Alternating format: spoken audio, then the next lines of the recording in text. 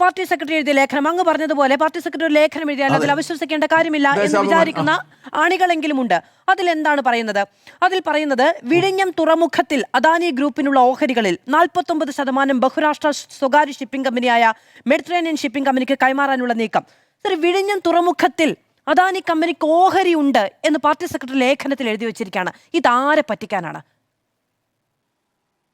അതെ അതെ അതെ അതാണ് പ്രശ്നം. അതാണ് എന്താണ് ഏത് കരാറാണ് വിഴിഞ്ഞം തുറമുഖം എന്ന് പറയുന്നത്? വിഴിഞ്ഞം തുറമുഖം അല്ലല്ലോ, ആ നിർമ്മാണവുമായിട്ട് ബന്ധപ്പെട്ട അതിൻ്റെ കാര്യങ്ങളാണല്ലോ നടന്നുകൊണ്ടിരിക്കുന്നത്. അതിൻ്റെ ഷെയറാണ് വിൽക്കാൻ കഴിയുക. അല്ലാതെ തുറമുഖം ഒന്നിച്ച് വിൽക്കാനൊന്നും അദാനി വിചാരിച്ചാൽ കഴിയില്ല. കാരണം വെച്ചാൽ COT അടിസ്ഥാനത്തിൽ നിർമ്മിച്ച് ഓപ്പറേറ്റ് ചെയ്ത് മാറ്റി കൊടുക്കുന്ന ഒരു സംവിധാനമാണ്. ഒരുപാട് കാലത്തിന് ശേഷമാണ് 60 ഒരുപക്ഷെ 80 വർഷമൊക്കെ കഴിഞ്ഞിട്ടായിരിക്കും മാറും. അതുവരെ സംസ്ഥാനത്തിന് വിശേഷിച്ച് വരുമാനമൊന്നും കിട്ടാനില്ല. ആദ്യത്തെ വർഷങ്ങൾ 1 ഉറുപ്പികയും അതിനുശേഷം 1% അങ്ങനെയൊക്കെയാണ്. ഞാൻ എൻ്റെ വിശദാംശങ്ങളിലേക്ക് പോകല്ലേ, വേണമെങ്കിൽ നമുക്ക് കരാർ വിശദമായിട്ട് ചർച്ച ചെയ്യാം. അത്രയും, അതായത് ഒരു തരത്തിലും ജനതാല്പര്യങ്ങൾ സംരക്ഷിക്കുന്ന ഒരു കരാറാണിത് എന്ന് പറയാൻ പറ്റില്ല. അത് വേറെ പ്രശ്നമാണ്. അതിൻ്റെ മറ്റു കാര്യങ്ങളൊക്കെ അങ്ങനെയാണ്. അത്തരം കാര്യങ്ങൾ നടക്കുന്ന സമയത്ത് അതിനെ പ്രതിരോധിക്കട്ടെ ചെയ്യാതെ ഒരു തെരഞ്ഞെടുപ്പ് കഴിഞ്ഞപ്പോൾ VD സതീശനെ വളരെ എളുപ്പത്തിൽ ആപ്പിലാക്കാം, അതിന് പറ്റുന്ന രൂപത്തിൽ ഞങ്ങൾ ഈ പറയുന്നതിനനുസരിച്ച് ജനങ്ങൾ നിൽക്കും എന്ന രൂപത്തിൽ നിലപാടെടുത്താൽ അത് CPM ഉണ്ടാക്കുന്ന പ്രത്യാഘാതം. നിങ്ങൾ നോക്കൂ, CPM പോലെ ഒരു പാർട്ടിക്കകത്ത് സംഭവിക്കാൻ പാടില്ല കാര്യങ്ങളാണ് ഇപ്പോൾ സംഭവിച്ചുകൊണ്ടിരിക്കുന്നത്.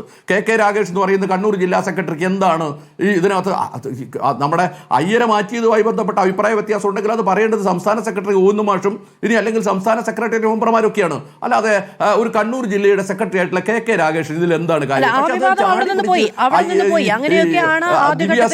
വിമർശനമെങ്കിലും അത് കണ്ണൂരിലെ പാർട്ടി ഓഫീസ് പണിയാനുള്ള പൈസ അദാനിയാണ് മുടക്കിയതെന്നാണ് ഇന്ന് കണ്ണൂരിൽ നിന്നുള്ള കോൺഗ്രസ് നേതാക്കളൊക്കെ ഫേസ്ബുക്കിലൂടെ ആരോപിക്കുന്നത്. പക്ഷെ പാർട്ടി അതൊന്നും കണക്കിലെടുക്കുന്ന മറുപടി പറയുന്നില്ല.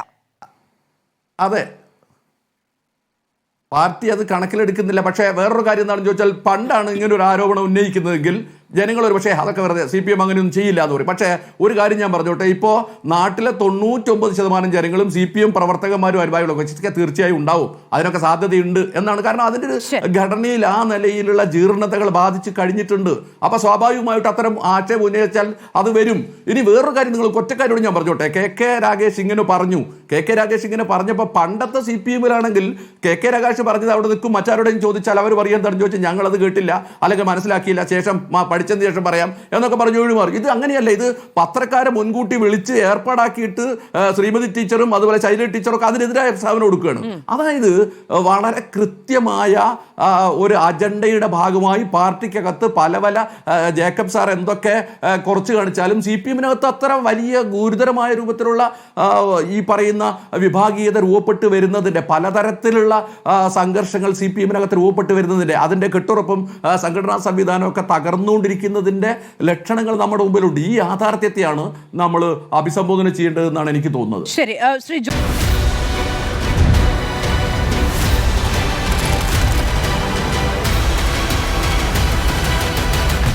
ഡിബേറ്റ് വിത്ത് മാധു സജി.